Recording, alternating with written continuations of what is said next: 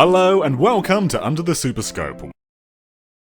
Technical limitations can often break up an experience, and unfortunately games are built on the backbone of limitations. As the years have gone on, games have only gotten bigger, which means larger file sizes and often longer load times. Loading may feel like a concept introduced with disk-based media, but in truth, loading's always been there. It just used to be very fast. When you move to another screen in Zelda, there's loading. When you scroll in Mario, there's loading. When you move to the next level, there's loading. A lot of older games managed to make loading feel natural with smooth transitions, and most of the time you could simply walk into another room without any jarring signs of a game loading in assets. But modern games can't always do this. So how should modern games handle loading? Well, it's not quite as simple as just optimize them to make them faster. Loading screens are essentially in every game ever, but they can be masked and they don't have to ruin a game's vibe.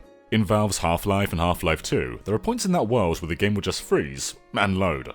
So why is this a good load screen? Well, for one, the game never takes perspective away from Gordon Freeman. You start the game in his shoes and you finish it that way, and never is there a fade in or transition. This makes Half-Life feel less video gamey and more like an actual adventure where you experience every minute detail. So why is this a bad load screen? Well, because it literally freezes and says loading. Sorry to pick on you again, Valve, but Portal 2 has what I call loading bay doors. Every time you see these, you know the game's going to fade out, go to this blueprint screen, and then eventually fade back in. So why is this a good load screen? It isn't. And why is it a bad load screen? Because it's incredibly artificial and loses the perk that excused Half-Life's jarring screen freeze.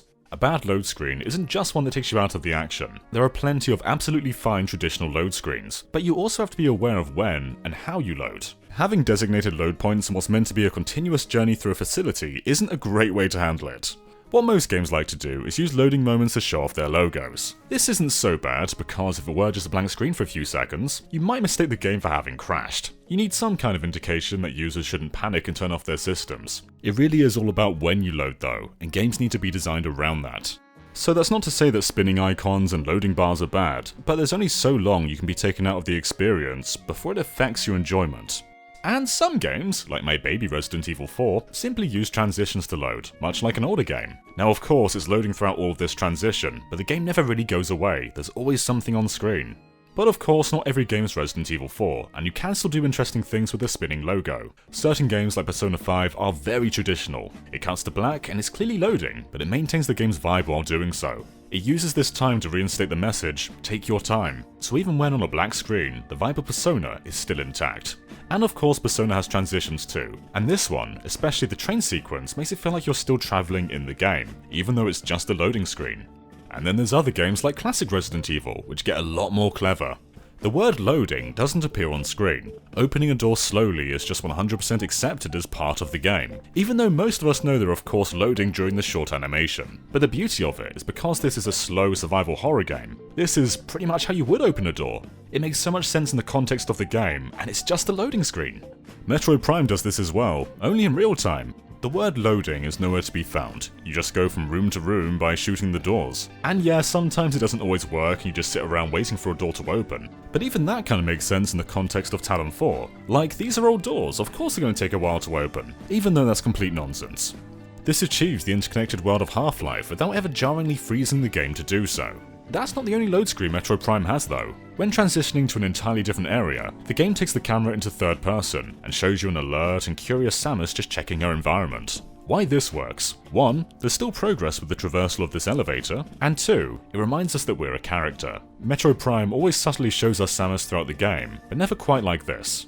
There aren't a great deal of games that handle their load screens like Metroid Prime, and that's likely because not all games can remain in-game. Some need to cut away and load, and that's just the way it is. But one of my favourites is one that does a mix of the two.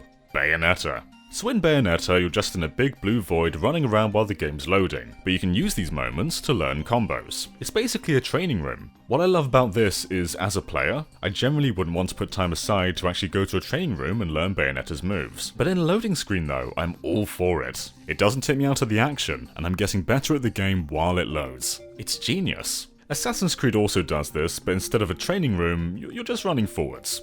Games like Ridge Racer also have games within games, and it's a great way to get ahead of downtime. In fact, up until late 2015, Bandai Namco actually had a patent on minigames within load screens. It isn't quite as clever as Bayonetta though, which gets you better at that game, while the actual game does the technical stuff. And with those few examples, I think we found the 3 best approaches for loading a modern game. Number 1, keep the game going even when loading. Number 2, have a load screen but maintain your vibe. And number 3, find ways to minimize your downtime. So let's explore those a little deeper. That first one has become increasingly popular in recent years, and is one that Naughty Dog in particular love. So yeah, when you load a Naughty Dog game, you'll see a spinning coin or a bunch of fireflies, but generally, there aren't many load screens in their games, right?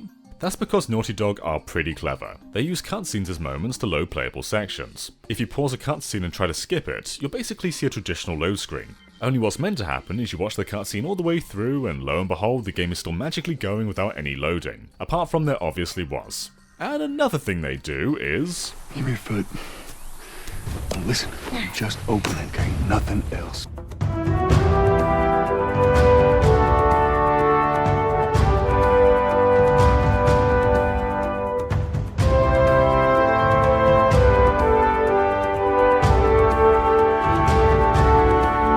That last one was God of War. I guess Sony just loved this trope. Yeah, the whole give me a boost formula. Now I think this one is pretty clever. Once.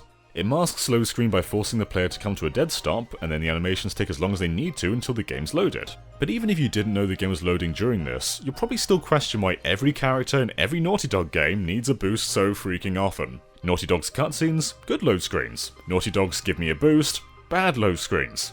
And number 2. Dark Souls has very traditional load screens where whenever you die, the game fades out, takes a few seconds, and then fades back in. So what makes this good? Well, the story in Dark Souls is very elusive, and if you play from beginning to end without reading any load screens, you'll probably have no idea who anybody is or what's even going on. All of a sudden it's introducing characters and elaborating on parts of the world they may not have even considered. The story of Dark Souls mostly comes from these load screens, and it's vague enough that your interpretation isn't definitive. You link the bits of information that you get with the world that you explore, and so your view of Lordran is likely different to a lot of other people's. So what's a bad take on this? The Elder Scrolls V Skyrim. Like Dark Souls, this sometimes covers story elements, but the main difference is the story in Skyrim is right in front of you. The text is not another pillar of the experience, and I do not need to know that increasing my sneaking skill makes me sneakier. It also falls into the trap of harming the game's vibe. When you rip out individual assets and say, rotate the camera around, look how shiny it is, suddenly everything in this big open adventure is just something that can show up as an asset in a menu. At least it's not as bad as a big controller with button labels, as not only does that lose the game's vibe, but it overcomplicates elements that should be taught naturally. Imagine an actual game tutorial that goes, okay, we don't have much time because we're loading, so that's jump, that's melee, that's change weapon, that's shoot, that's grenade, that's reload, that's flashlight, that's crouch, oh we're done! And the third point, some games are just designed in a way that minimize loading as much as possible. In a Wii U developer direct, Aonuma explained why the quick sell was only now being added to Wind Waker HD. And the reason was that if it were in the original GameCube game, the system wouldn't be able to load fast enough and the player would just fall off the world. So instead, they kept the boat at a speed the GameCube could deal with. It came at the cost of some players finding sailing too slow, but for others, the slow sailing was all part of what made the Wind Waker. In comparison, it feels like some games such as New Super Mario Bros. Ignore minimizing their load times. Upon death, the game loads the world map, makes you select the level again, and then again loads the level. Meanwhile, Tropical Freeze has a longer initial load screen, but once you're in the action, nothing takes you out of it. There's little to no downtime, not even dying, you're right back in.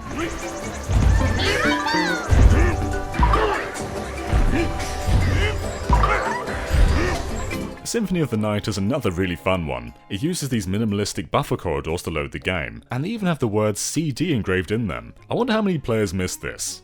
There's a lot of different load screens out there. Some work, some don't. Some give you quotes from people who have nothing to do with the game, and others are clever and keep the gameplay going by having you dash for items.